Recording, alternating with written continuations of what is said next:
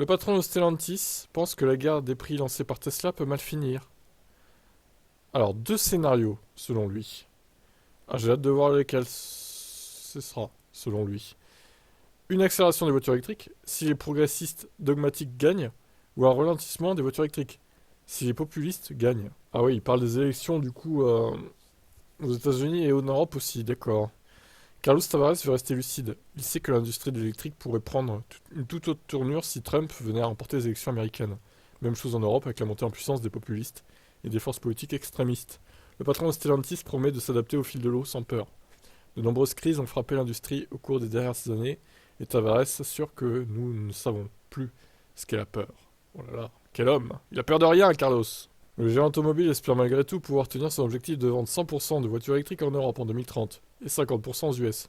Dans le cadre de son plan Dare Forward, Stellantis compte aussi être neutre en carbone d'ici 2038 si le mauvais scénario pour la voiture électrique venait à se produire. Le constructeur n'envisage évidemment pas de revenir complètement au moteur thermique. Carlos Tavares assure que notre industrie doit contribuer à régler le problème du réchauffement climatique. Le chef d'entreprise s'inquiète également de la guerre des prix initiée par Tesla. Certains constructeurs commencent à s'aligner et ça n'est pas une bonne idée. Il estime que c'est une course vers le fond et que ça finira en bain de sang. En bain de sang, mais ça va bien, oui. N'importe quoi, hein. Il est fou en fait ce mec, hein. Il précise que les constructeurs automobiles doivent absolument rester bénéficiaires pour investir dans les nouvelles technologies et continuer à lutter contre le réchauffement climatique. Certaines marques dont les marges sont faibles pourraient avoir de sérieux problèmes. Tavares s'est aussi exprimé sur la politique menée par la Commission européenne à l'égard des voitures électriques chinoises selon lui, et alors que l'Allemagne vient d'y renoncer, les gouvernements doivent continuer à subventionner l'achat de modèles électriques. Le patron de Stellantis craint des représailles de la Chine et potentiellement une guerre commerciale. Il y a quelques mois, Trump s'en est directement pris aux voitures électriques. L'ancien président des États-Unis a déclaré au moment de la grande grève que le passage au tout électrique allait détruire des milliers d'emplois. C'est simple, il remet en cause la viabilité du marché des voitures électriques.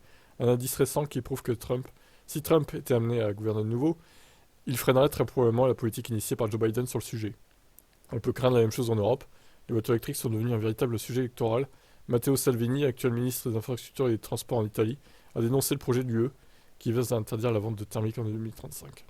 Ouais, bah c'est dommage. C'est dommage tout ça là. Après Trump, honnêtement, je doute qu'il soit réélu. Enfin, j'espère pas parce que quand même. Non, pour les US, il faut un jeune là. Il y en a marre de ces vieux là, croulants de boomers, de méga boomers même.